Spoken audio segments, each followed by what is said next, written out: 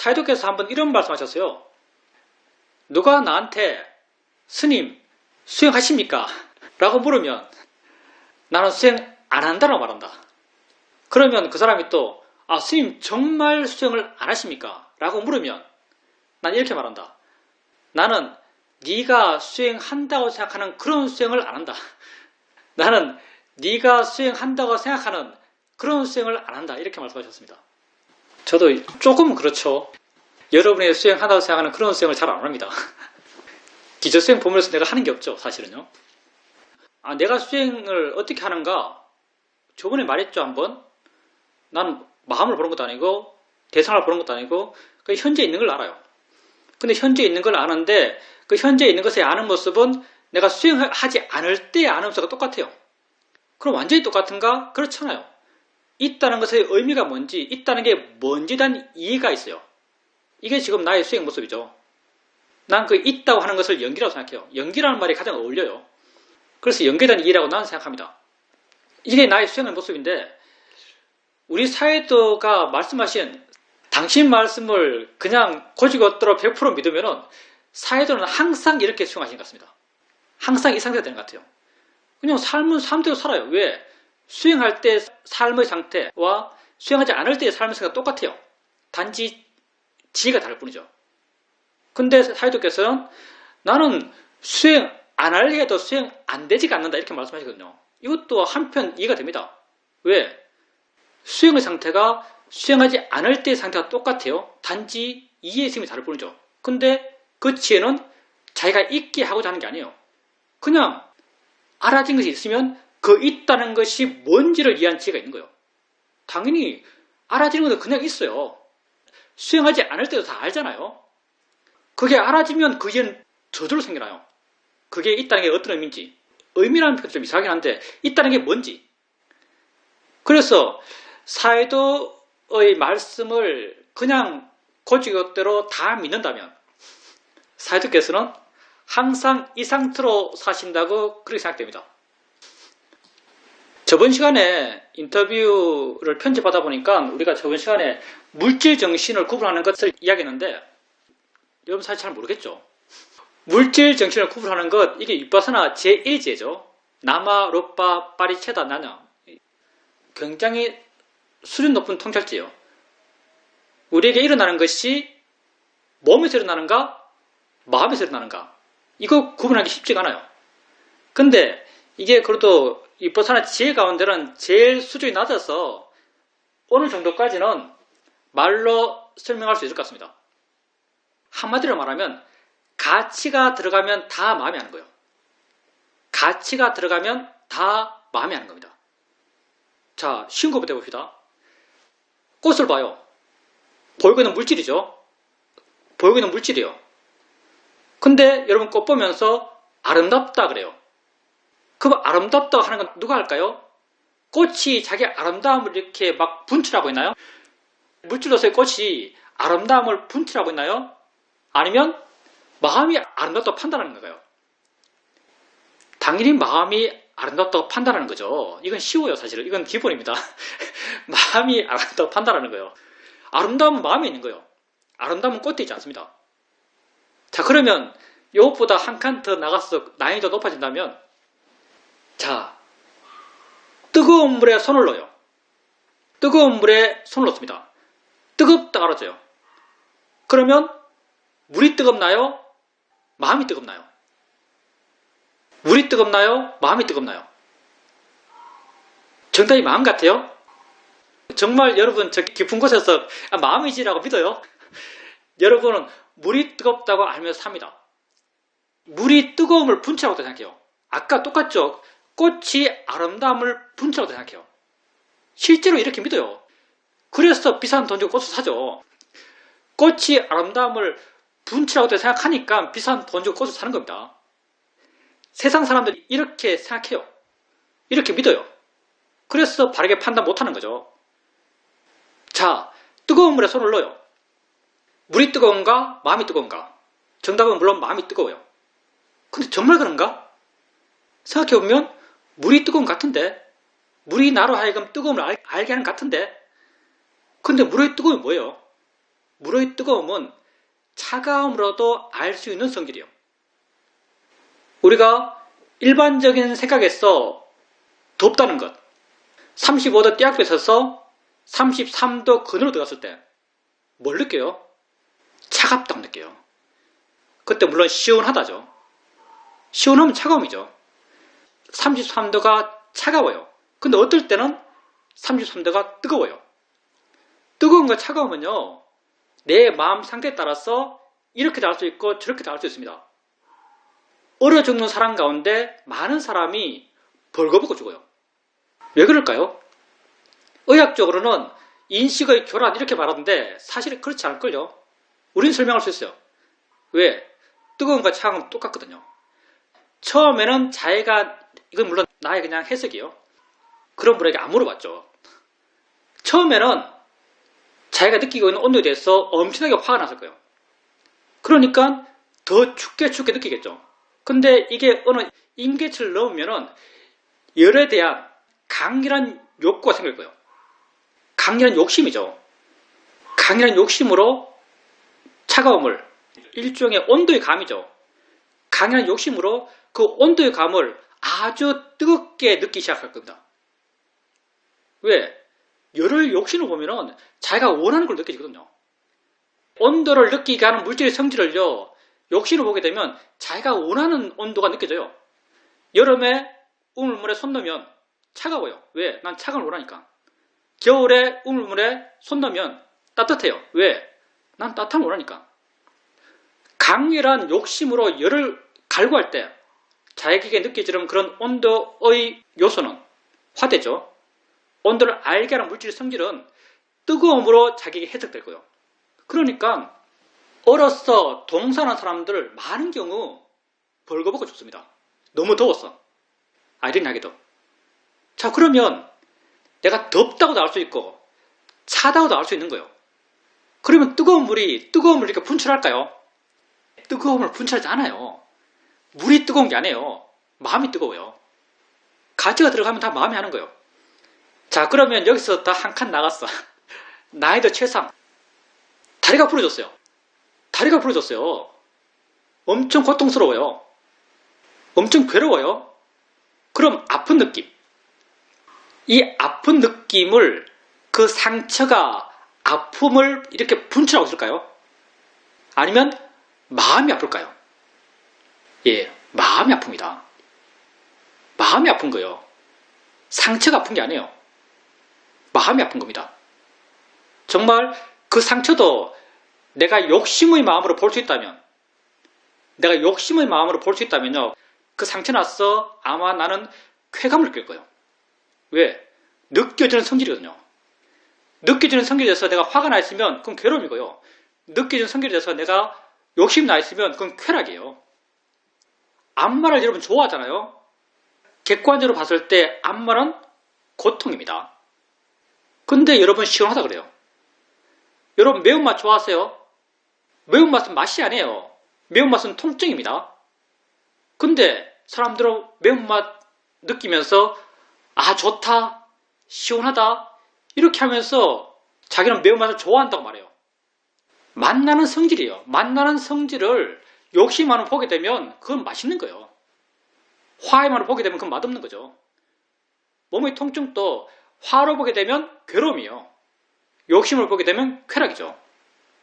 그래서 가치가 들어간 건 다 마음이 하는 겁니다. 가치가 들어간 건 다 마음이 하는 거예요. 그러면 내가 통증을 알았어요. 나로 하여금 통증으로 알게 한 무엇이 있었겠죠.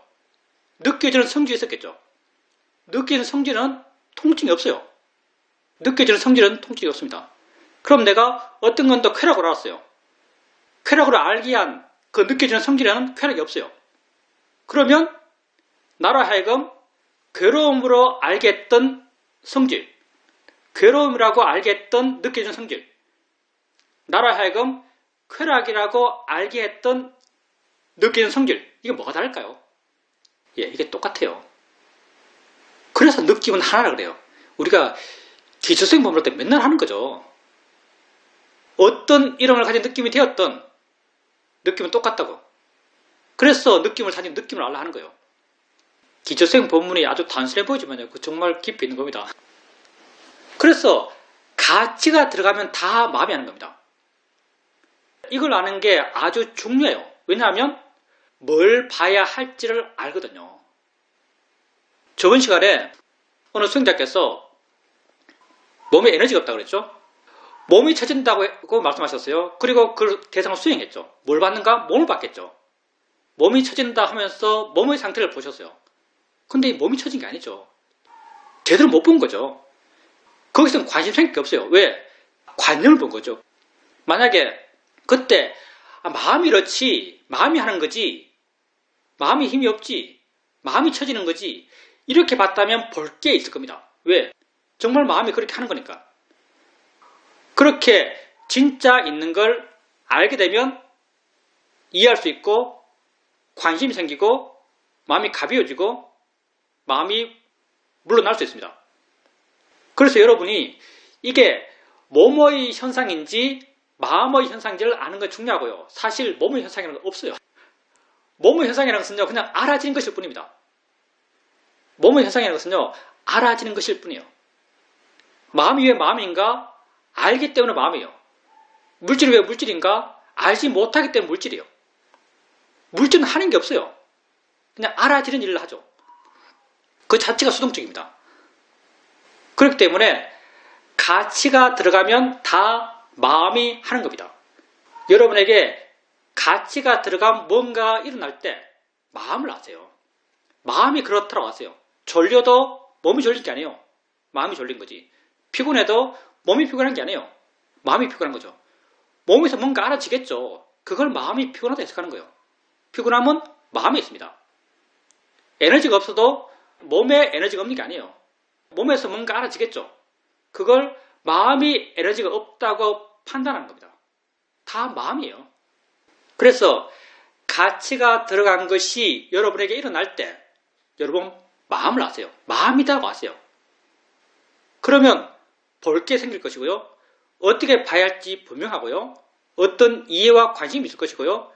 이해와 관심이 있으면 마음은 가벼워집니다. 그 일어남에 대해서 마음은 물러나서 부드러워져요. 덜 자극받고 자유로워져요.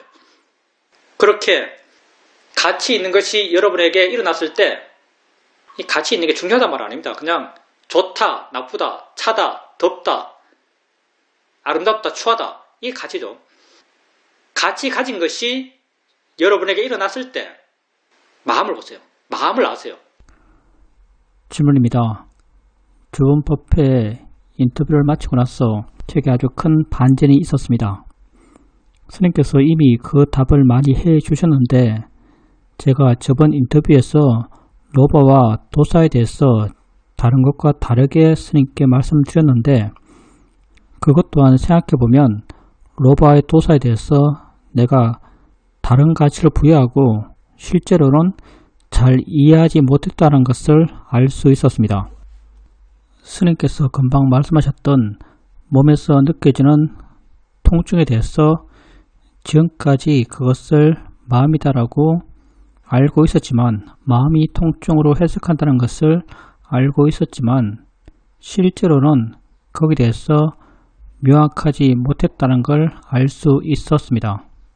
일주일 동안 이런 주제들이 내 수행의 중간 주제가 되었고 수행을 하고 관찰해 가면서 우선 로바와 도사들도 단지 마음일 뿐이고 알아지는 대상일 뿐이라고 좀 더 이해되었습니다. 통증에 관련되어서도 마음에 집착하는 마음이 있었기 때문에 그것을 통증이라고 해석하는 것이었고 그것에 대해서 내가 알고 있었다라고 생각하고 있었지만 실제로는 모르고 있었다는 것을 알 수 있습니다. 스님께서 말씀하셨듯이 알의 일어남의 총합이 우리 자신이라는 것에 모든 이해 내용이 다 있는 것 같습니다. 싫다, 좋다 이런 느낌이 있을 때 그것은 몸이 하는 것이 아니고 마음이 하는 것이다에 대해서 좀 더 분명히 이해한 것 같습니다. 그런 마음이 생겼을 때 내가 할 수 있는 것은 그 마음을 대상으로 수행하는 것을 해야 한다라고 알 수 있습니다. 내가 지금 경험하고 있는 것이 무엇인지 아는 것은 굉장히 중요합니다. 그래야 볼 수 있거든요. 진짜 있는 것이 뭔지 알아야만 그걸 볼 수 있어요. 그것을 볼 수 있어야만 이해와 관심이 생기고요. 이해와 관심이 있어야만 내가 관념적으로 그걸 어떻게 해석하죠. 그런 관념적 해석으로부터 내가 자유로울 수 있는 거죠. 그래서 내 경험이 무엇인지를 아는 건 굉장히 중요하고, 그리고 우리가 진짜 안다는 것, 이 안다는 게 애매하기 짝이 없습니다. 안다는 것. 기초수행 법문, 그 말 그대로 기초수행 법문입니다. 말 그대로 기초수행 법문이에요. 근데 내가 그 기초수행 법문을 10년 동안 하고 있습니다. 살이 계속 붙어봤지만 기본 맥락은 똑같아요. 10년 동안 하고 있어요. 그러면 나보고 니는 네가 기초수행 법문에서 하는 그 말을 다 아냐? 다 이해하냐? 라고 묻는다면 난 다 이해 못하죠. 난 다 이해 못합니다. 내가 기초수행 법문을 하면서 가장 많이 하는 말 가운데 하나가 뭐냐면, 우리는 이 순간 일어나고 있는 6가지 감각기관에서의 알모 일어납니다. 이런 말을 자주 해요. 이런 말 정말 많이 하죠. 우리는 이 순간 일어나고 있는 6가지 감각기관에서의 알모 일어납니다. 근데 수행하다 보면 가끔 이런 내용의 이해가 생겨요. 나는 이 순간 일어나고 있는 6가지, 이렇게 장황이 아니고요. 6가지 감각기관이 일어난 뿐이구나. 이것뿐이네. 이것뿐이네라고 이해돼요.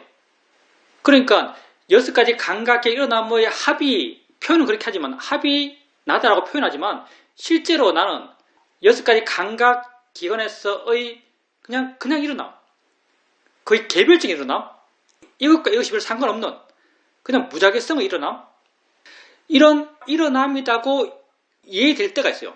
그렇게 이해되면 내가 아주 새롭고 이상하게 느껴지죠.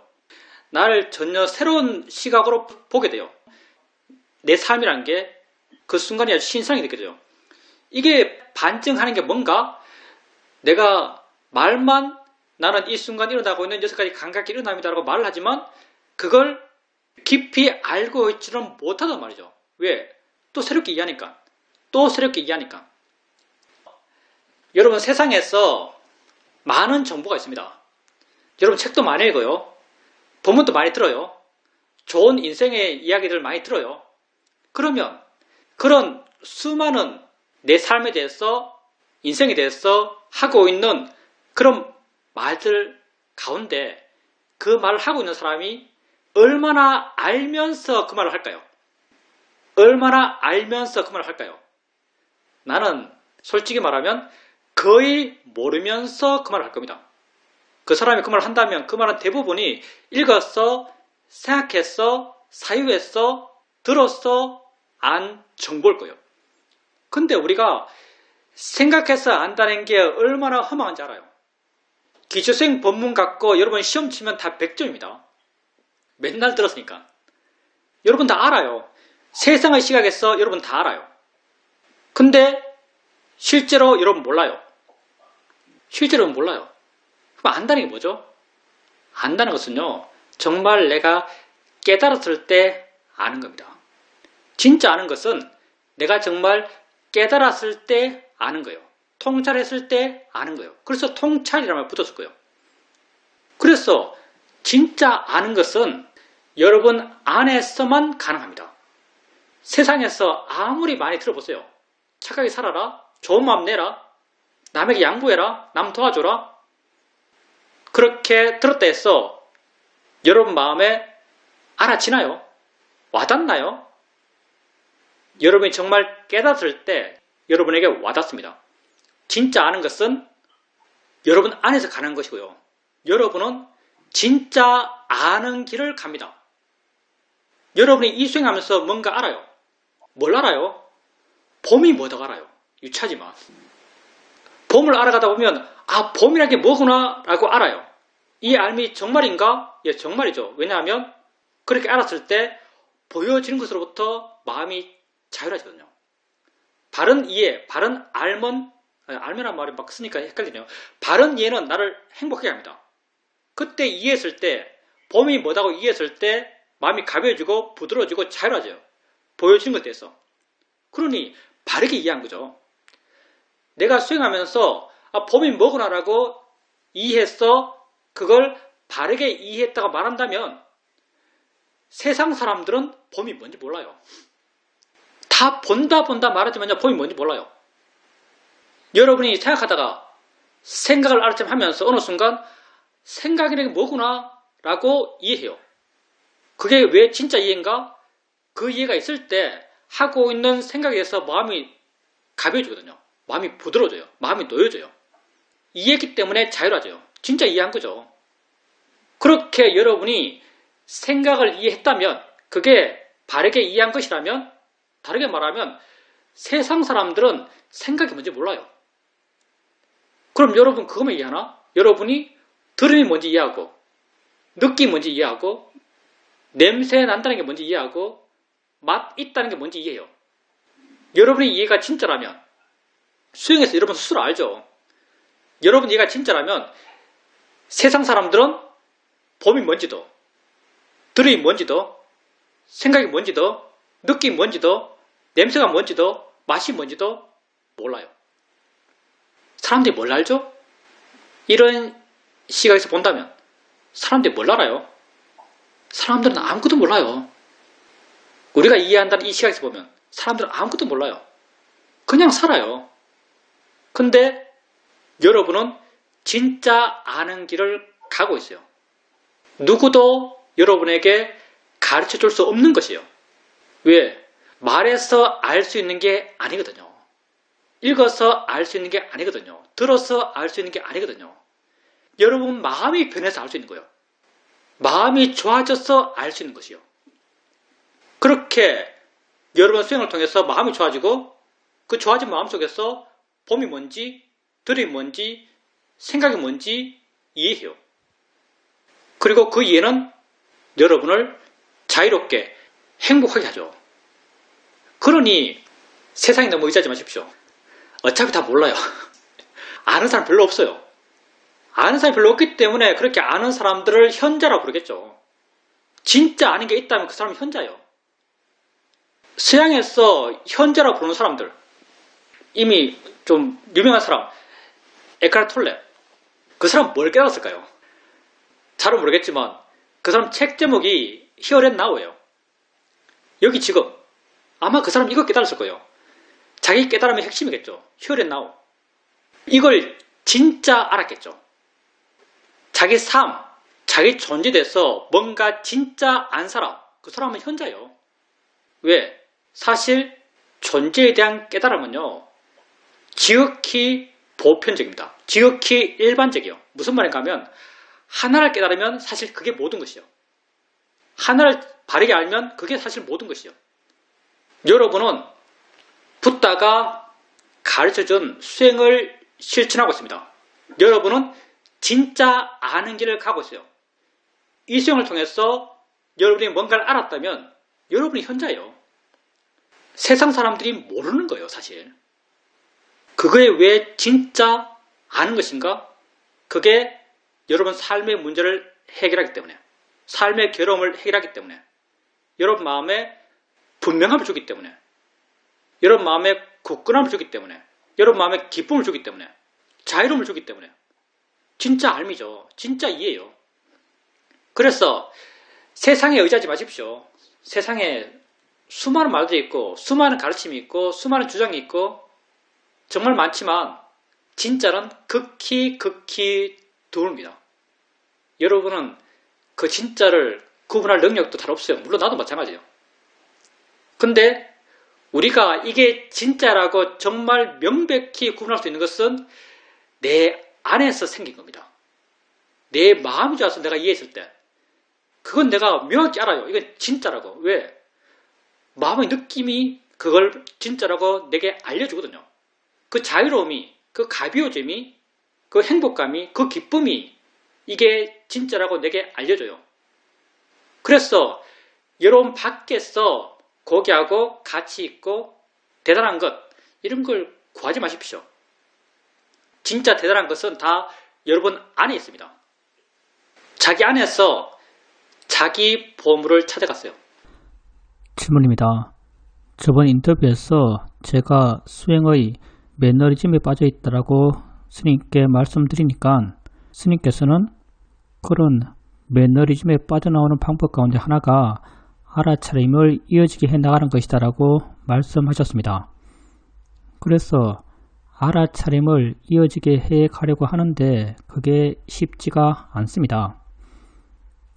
그래서 내가 왜 이렇게 알아차림이 잘 이어지지 않고 매너리즘에 빠졌는가로 생각해 보니까 수행에 대해서 불만족함이 많기 때문이다라는 생각이 듭니다.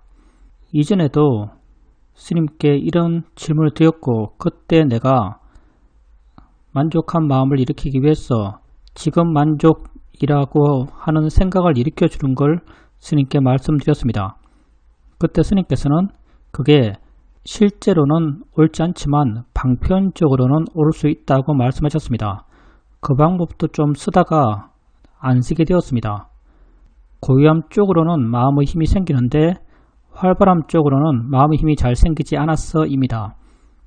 그래서 지금은 알아차림을 하지 않았을 때 불만족스럽고 알아차림이 있을 때 만족하는 마음을 일으키려 합니다. 알아차렸으면 만족하자 이런 마음입니다. 이렇게 알아차렸으면 만족하자 이런 마음으로 수행하게 되니까 좀 마음이 가볍고 활기차고 힘이 있는 것 같습니다. 수행자님께서도 말씀하셨듯이 방편으로 쓰는 거예요. 방편으로. 그러면 아까 정도를 가야지 계속 좋아질 수 있는 그런 바른 방법을 해야지라고 또 말씀하셨는데 그러면 그때의 정도가 뭔가? 정도는요. 수행자님께서 마음에서 그런 만족감, 마음에서 여기서는 기쁨이죠.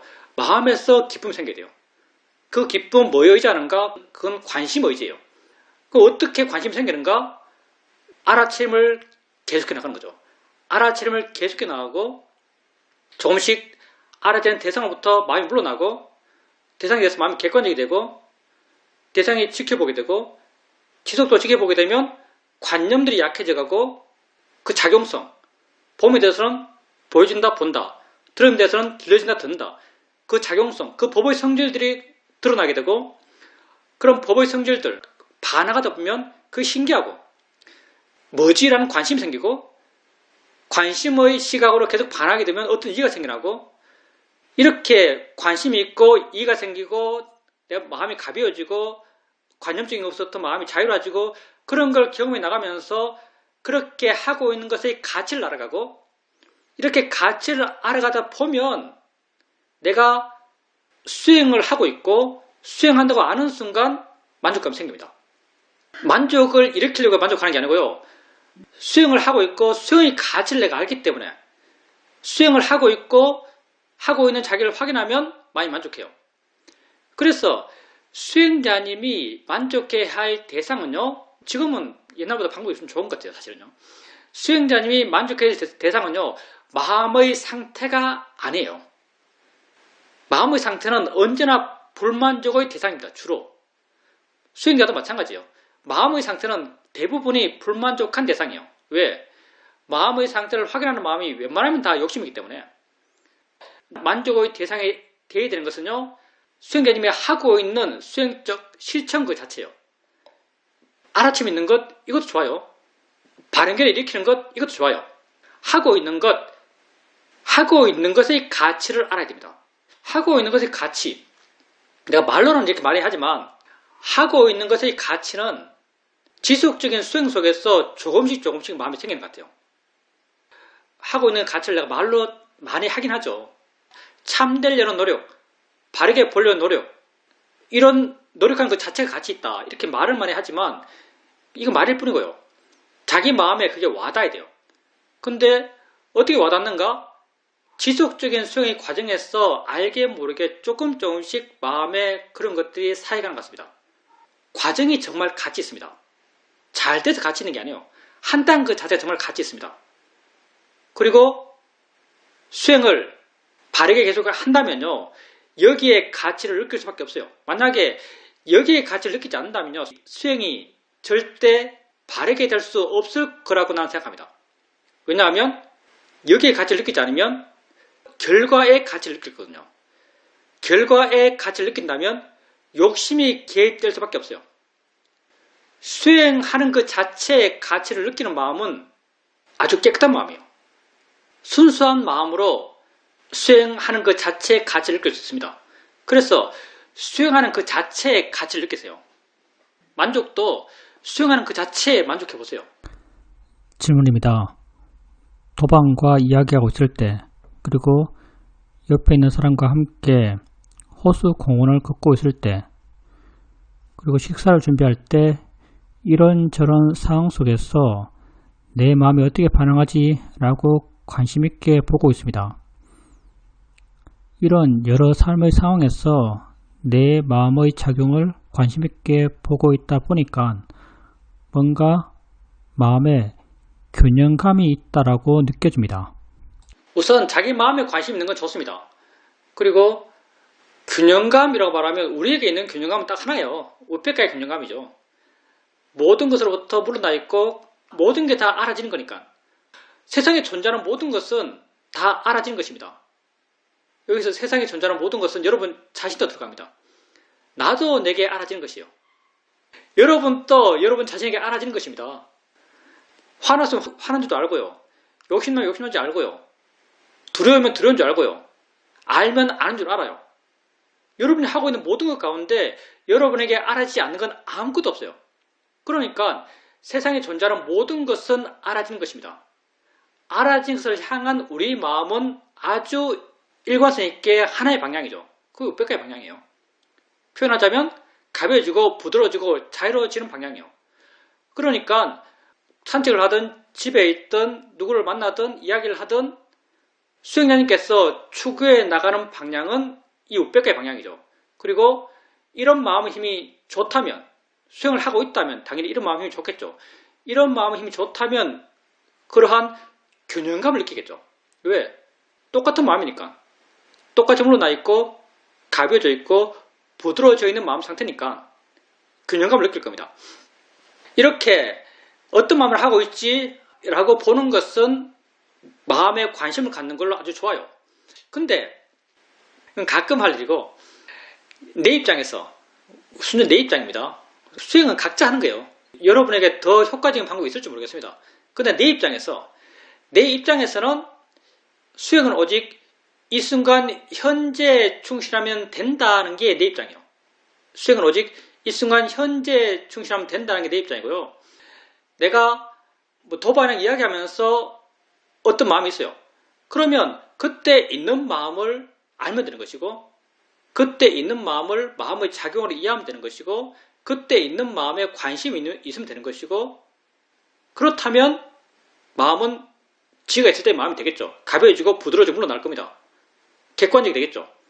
그리고 다른 상황이면 다른 상황에서 또 다른 마음이 일어나요. 다른 마음이 일어나면 그때 마음을 알고 관심 갖고 지켜보고 이해하고 가벼워지고 객관적이 되고 또 다른 상황에서 다른 마음이 일어나요. 다른 게 생기겠죠. 그때도 그렇게 바르게 알고 이해하고 작용으로 성질로 알아가고 가벼워지고 부드러워지고 물러나고 이렇게 매 순간순간 현재에 알 수 있는 것을 바르게 알아가면 나는 수행으로 충분하다고 생각합니다. 물론 가끔은 그런 방향으로 볼 수도 있겠죠. 이렇게 전체적으로 좀 꿰어서 보는, 공통점 찾아가는, 어떨까라고 문제의식을 갖는 그것도 상황 따라 필요할 수 있을 겁니다.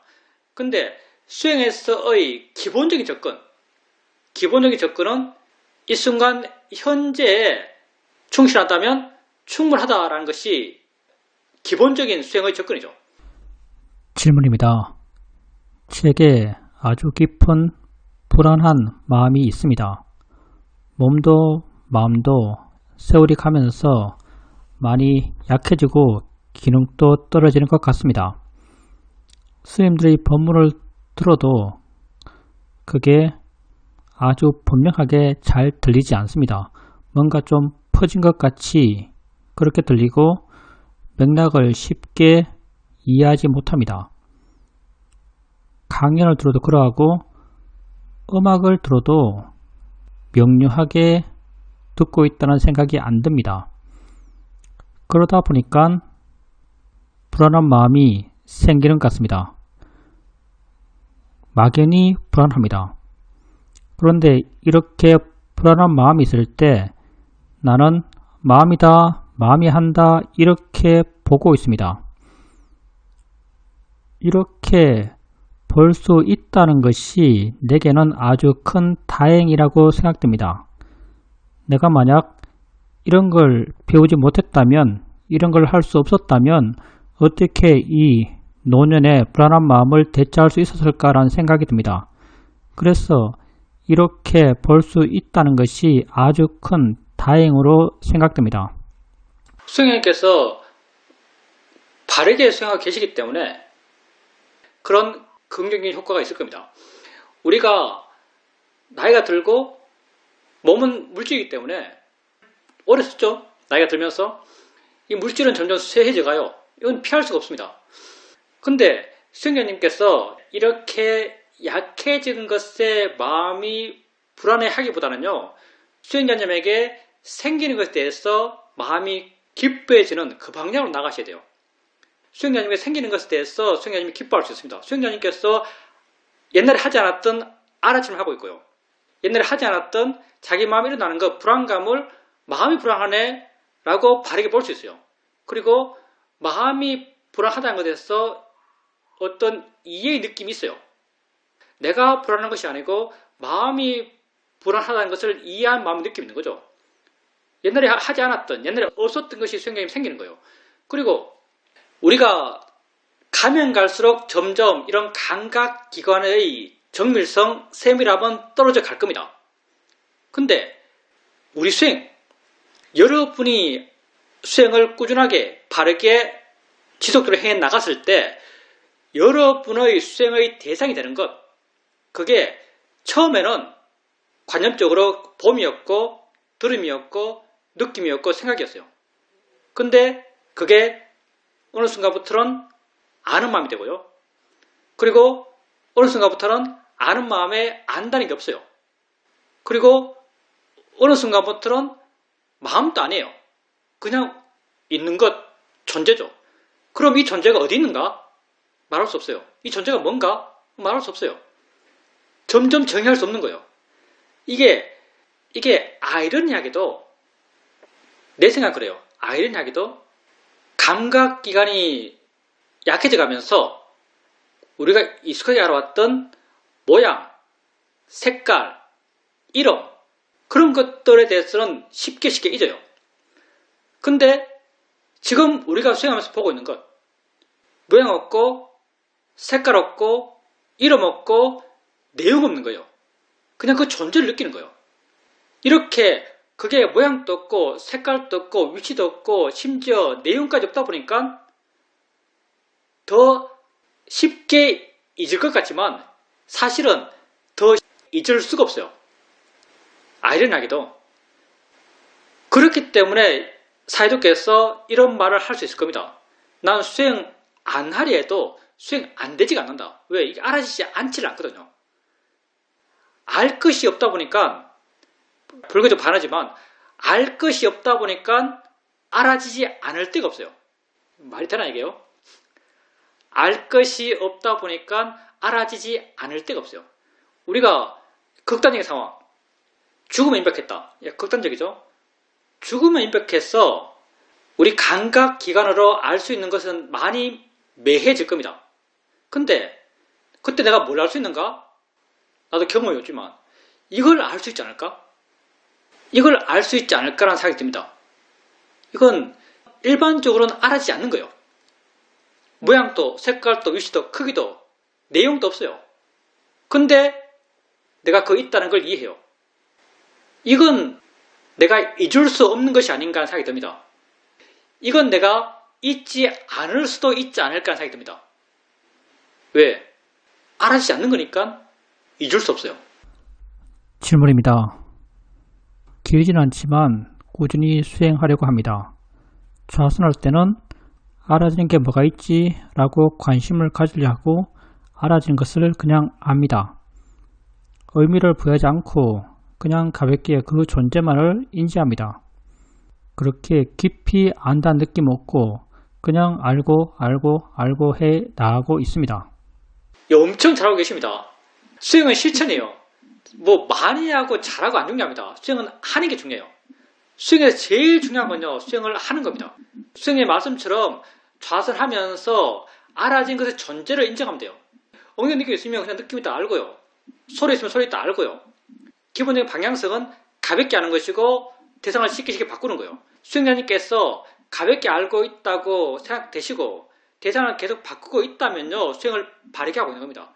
그걸 반복적으로 하루에 잊지 않고 해나가시면 돼요. 그러면 마음이 가벼워집니다.